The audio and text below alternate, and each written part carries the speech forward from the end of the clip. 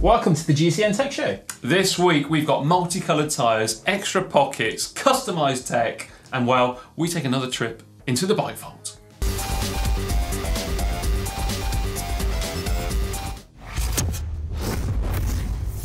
So what's hot in the world of tech this week, John? Well, Trek have just launched a couple of new bikes. So they've launched the Emonda ALR 4 and ALR 5 disc. Nice. So they fit into the range of Emonda bikes, which have got carbon bikes there already in the offering. And these new bikes, though, they're made out of 300 series alpha aluminium, which is hydroformed into the tube shapes. So if you don't know what that is, that means basically water is blasted through and the pressure of that water essentially shapes those tubes into those fancy profiles that we see on bikes. And I think basically hydroforming is pretty cool.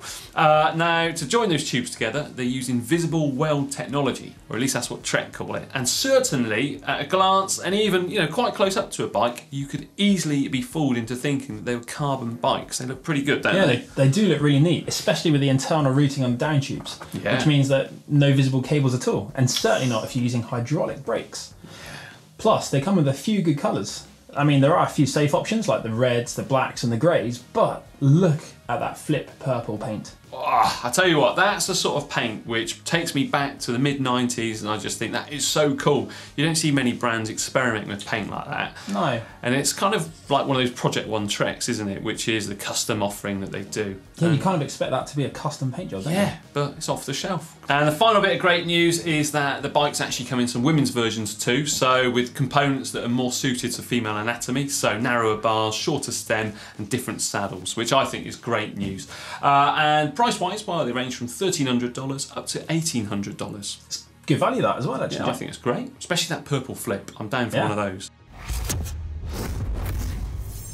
This year's Tour de France has got us thinking just how much we love customised kit and tech. Almost every single rider these days seems to have some sort of personalised touch on the bike. That wasn't really something we saw as much of in the past, was it, John? No, I mean, years gone by, we used to see the odd classification leader have maybe different coloured bar tape or a different pair of socks, something like that. But now we're seeing basically anyone who's a champion or jersey holder in any category basically decked out head to toe, and well, sometimes looking fantastic, I've got to say, and other times quite risky. There have been a few disasters, haven't there? Yeah, let's go back to 2012. Thomas Voeckler. He was, well, he won the classification, in the climbing classification at the Tour de France. Head to toe, polka dots. And I remember as well seeing him riding down the Champs-Elysees with his team, and he had these Nike, some of those free shoes, and they even had polka dots on too. I was so jealous. I went out and bought a pair in a different make. So. But anyway, let's stop there. I can see John's wearing polka dot shoes right now. I am actually, look. Polka dot shoes, there we are, that's embarrassing. And white socks, that's even worse. I remember as well, Sylvain Chavanel, 2010 Tour de France, he was in the yellow and green jersey at the same time, which isn't possible. No. So, his bike sponsor of Quickstep at the time, Eddie Merckx, they gave him a half yellow and half green bike. I mean, yellow and green should never be seen, but do you know what? Chavanel had it. It looked absolutely cool. I've never seen anything like that. I think certain riders can carry almost anything off, and Chavanel was seriously one of those kind of riders, really. Yeah, I've a bit of a man crush on him, to be honest. But imagine that. So he's got into those yellow and green jerseys. Yep. That bike, there's no chance that Quickstep had that with them at the Tour de France. So how have they done it? Have they wrapped it overnight, or have they had someone spray it up for them ready for the next day? How quickly does paint dry on a frame? Yeah, well, I reckon that, well, those stages were around Belgium at the time, weren't they? Because there was a Roubaix stage from memory. Yeah. So I reckon that the Merckx factory, probably not that far away, they probably just knocked it up really quickly and hoped that no one put their grubby little hand, like me, and gave a fingerprint on the frame while it was drying. I think it's seriously impressive, just the lengths that some of these teams will go to when they've got the opportunity to show off what they can actually do for their riders. I think it's pretty cool in my mind. Big thumbs up. But it doesn't stop just there. You're right, John. It doesn't stop there. Just the other day, I found this whilst I was looking through the internet, and it got me thinking, what can we do at home to customise our bikes to ourselves? Yeah. I'll tell you what, if you were going to get your chain set or chainring etched or engraved, what would you have on it? I'd go for that most famous of cheers from the roadside. Keep going. Yeah, or move up, move up.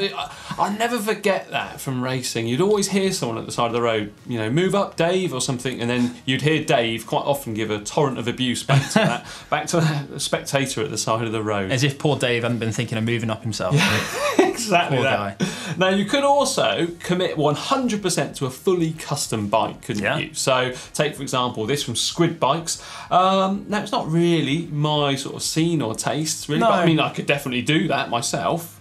Rough and ready. Yeah, exactly. It is a bit rough and ready. But these from Fat Creations, they are really quite bespoke. Yeah, Ali down there at Fat Creations, he knows his business. I even got him to do one of my bikes, and although it's not, you know, wild or wacky like some of the paint jobs we've seen him do, it is certainly unique and it's personal, and it is my bike at the end of the day. So that is an option out there.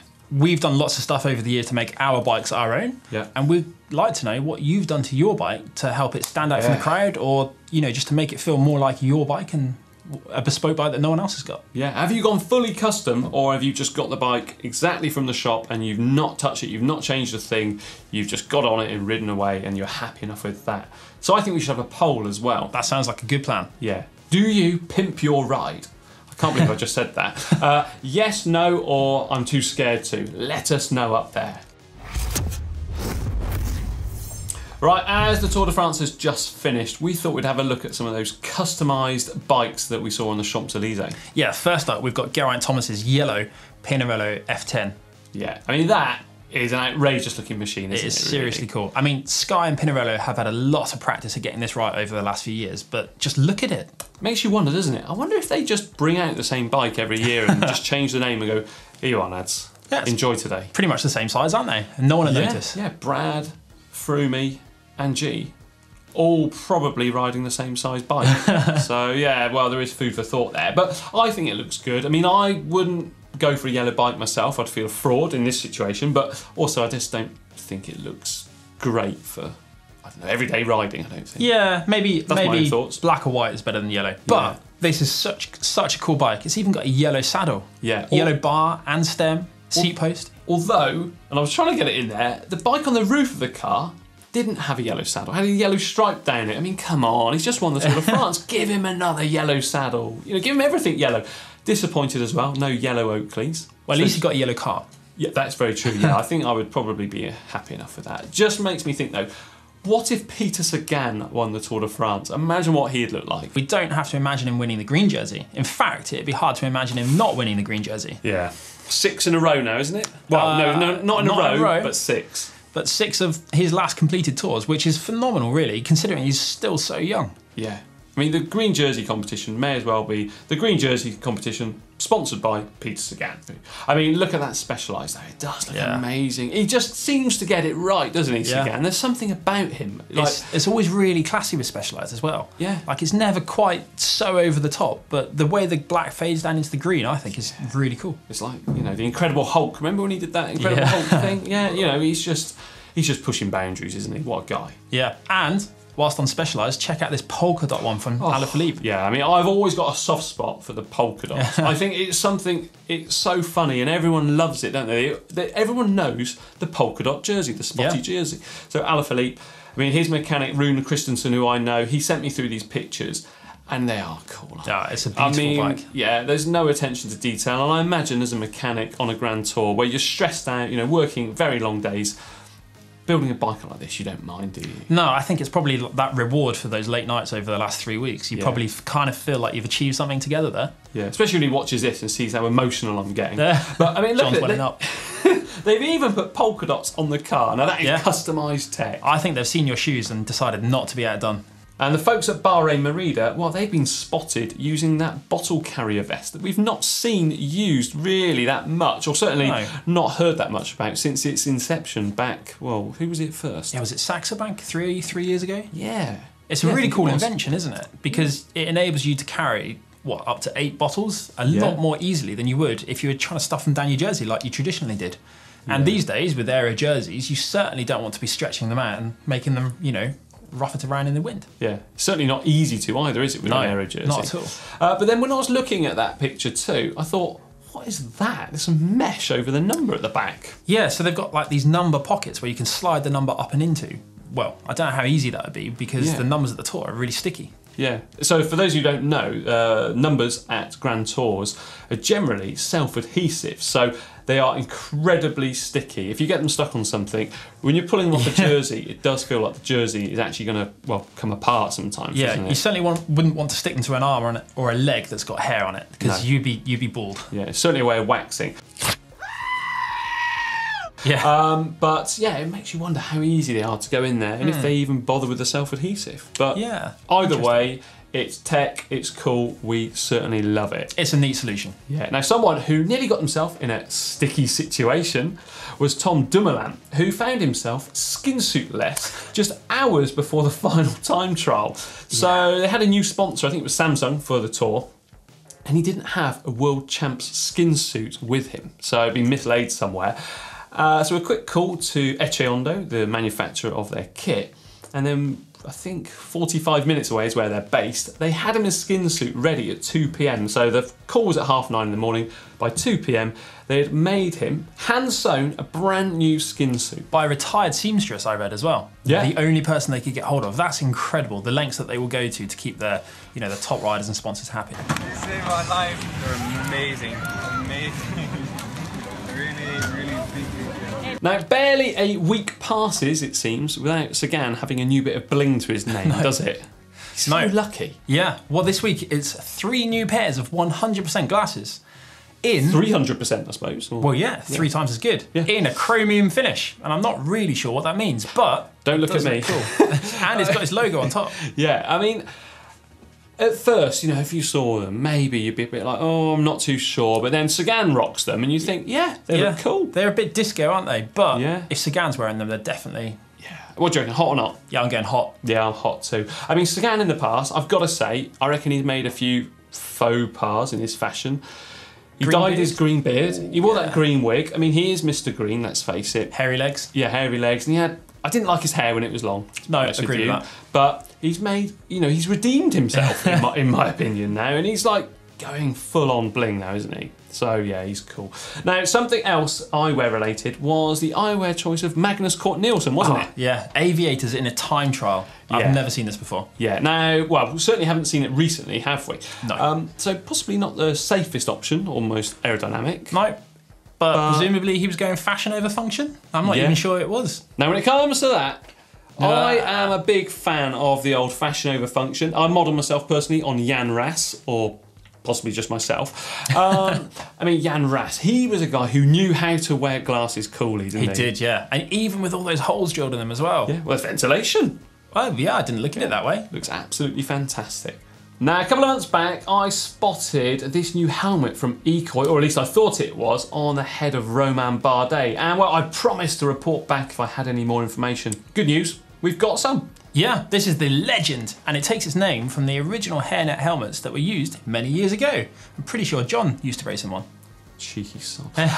No, I didn't actually. Anyway, I do love a hairnet helmet. I think they look great. Now, this helmet, what is great about it is we can customise it. We've not really touched on customisation this episode, have we? I think we briefly mentioned it at some point. Right. But you can get your name on this helmet, you can choose your own colours and everything. The options are literally endless with it, and I think that is great because if you want to stand out from the crowd, get one of them. Yeah, and the best thing about this, the turnaround time, 5 days. 5 days for a fully custom helmet, that's pretty good, isn't it? Yeah. 235 grams, yeah, can't go wrong. It's a winner for me. Yeah. Wasn't for Bardet this year, was it? Oh, sorry. Sorry, Roman. Now, if bike packing is your thing, then maybe Tailfin have a product for you because they've just launched a new Kickstarter project, and this is for the Aero Pack, which uses a rack-style system to fit a bag to the back of your bike instead of using the traditional style of a seat post or the actual saddle rails. So instead, by using that, essentially you're removing any swaying feeling that you do get from having a saddlebag put there, especially when it's fully loaded. Yeah, that's pretty cool. And they have a rider testing it out right now on the Transcontinental race, which goes across Europe. They also have a few options available. They do their standard aluminium rack, which I thought all racks were, but they also do a lightweight carbon version, and that gets my vote because that is seriously cool. A lightweight carbon rack. It is bling, isn't it? And plus, it also works on all bikes too, because it attaches to a special quick release or bolt through axle. So instead of having to use those bosses on a frame, which, let's face it, not many frames out there have, yeah, you can put it on any bike. That's great, because it'll also save your paint, you know, not attaching in the sort of bolt-on way that they would have done previously. That is true. I like that. Fancy a bit of bike packing? I didn't before, but a carbon rack has maybe changed. Carbon rack, carbon bike, bling, zoom. Yeah. That's it, yeah. Where would you camp? And the word aero thrown in there. Oh yeah, aero pack, yeah. Now I reckon, I quite fancy a bit of bike packing, but the weather would have to be guaranteed sun. Obviously not at night, but just guaranteed dry, basically. Yeah, that's not going to happen where we live, is it? No, no. Bike packing, for me at least. If you know a place we can go bike packing in the dry, why not give us a heads up? If you want to take us bike packing even, as long as, well, there's lots of stops for refreshment. You'd obviously need to be paid to take us bike packing. Yeah, definitely. Finally, let's end with a little more bling. Yeah, we've not talked enough this episode on bling or customisation, I don't think. No, not yet. No. So this bike is from 51, and it's taken inspiration from the old Renault team that legends such as Bernard Hinault. Oh, the Badger. Yeah, the Badger indeed. I mean, he raced for them, so what's cooler than that? So it's got those yellow, black and white panels on there, on top of the navy blue.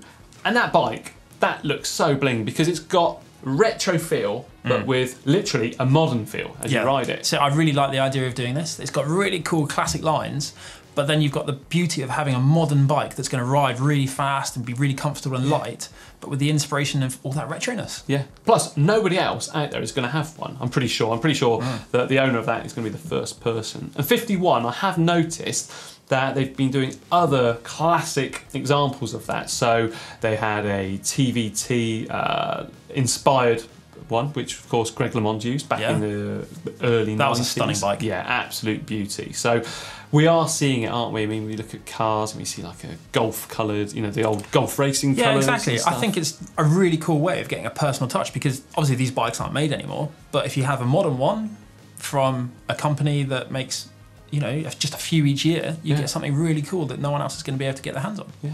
I love it. My grubby little hands, they get everywhere though. Anyway, more tech next week. A Wall of Fame time, and it's time to put some rubber onto the wall. Finally. Yes, so this is time for the Michelin Axial range of tyres. So these tyres were the first from memory coloured tyres. So they had blue ones, red ones, they had Tour de France Special Edition ones, Giro d'Italia ones, and quite frankly, I saw World Champion version coloured ones. Yeah, they're a bit special, aren't they? Yeah. Now, these tyres came out when pros were still using tubs, and they were like the first clincher to be used at all in the big races. Yeah, in fact, I remember my parents coming back. My parents are really into cycling. They came back from an end of season race somewhere in northern France or Belgium, and they used to hang around, stalk pros, a bit like me, and basically talk to the mechanics, and they came back with a bootload of old equipment from a team. And honestly, I'm not joking with this, I've still got some of it in their attic. Musettes, there was even some socks, all of it brand new. But included in there was some of these tyres. I think my dad's probably still got them on a pair of wheels somewhere. Maybe they're maturing in the attic and they're getting really supple. Remember when that was a thing as well? Yeah, I think, to be honest, these ones are just cracking and they're just mouldy.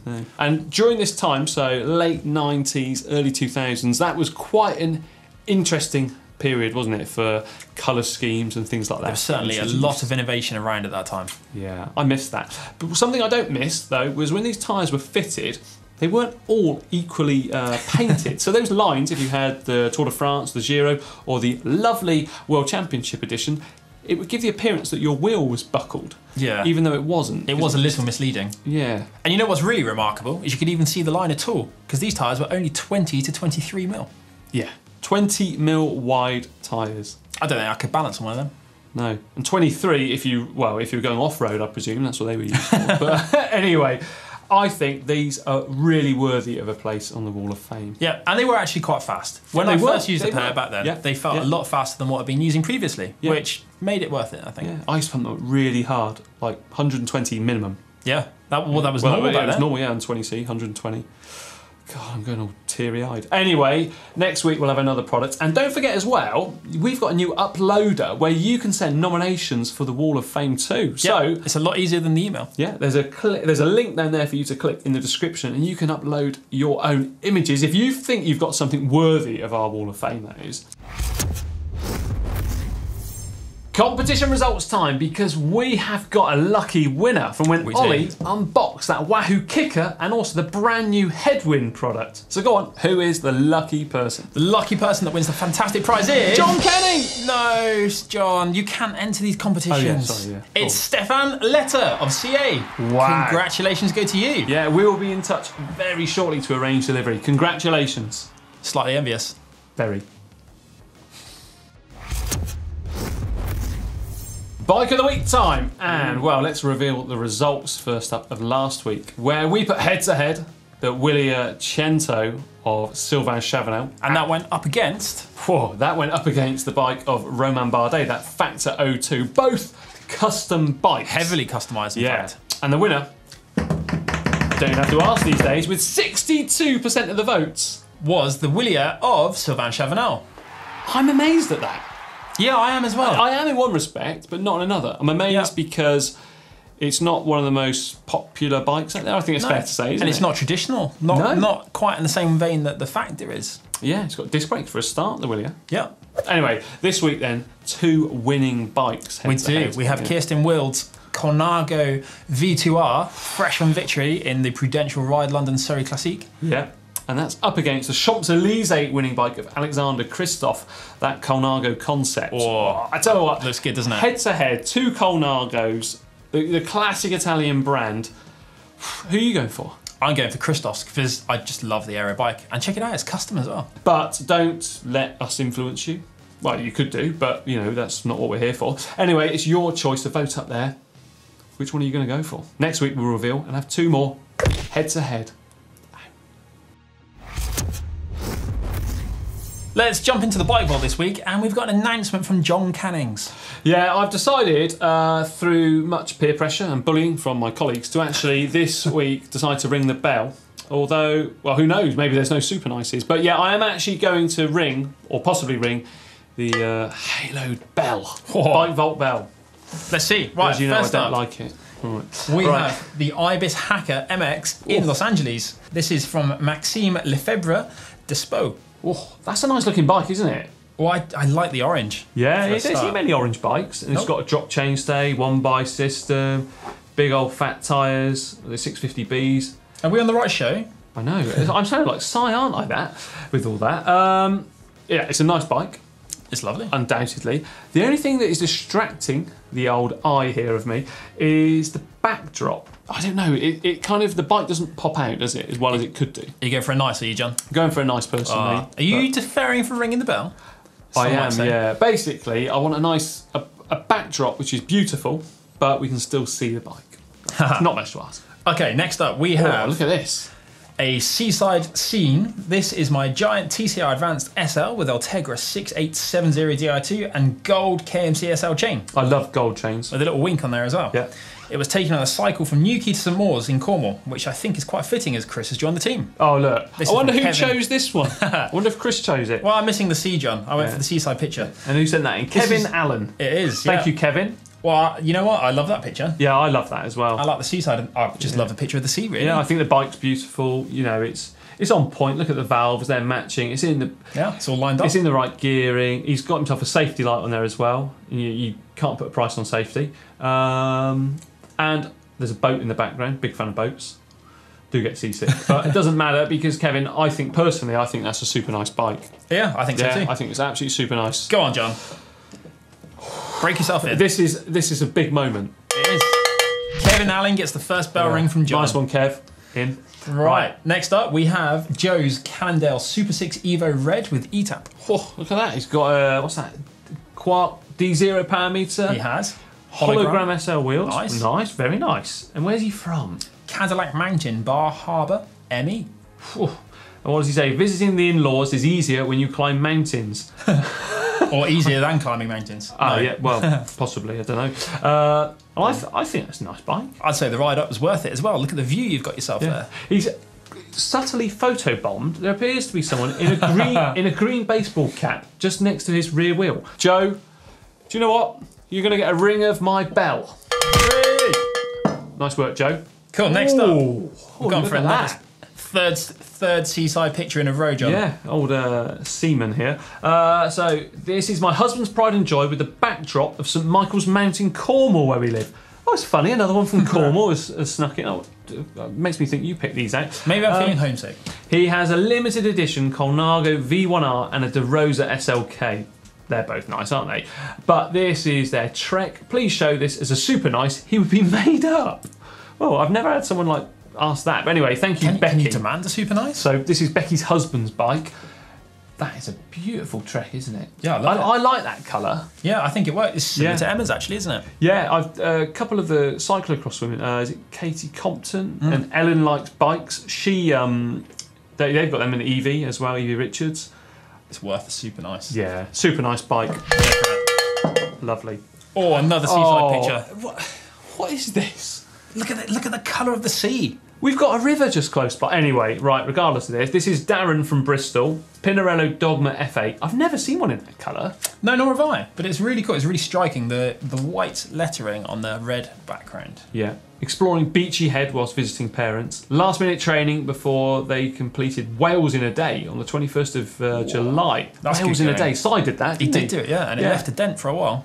But yeah, that's a beautiful bike, isn't it? Well, I nearly let it slip out then already. But personally, I think it's super nice.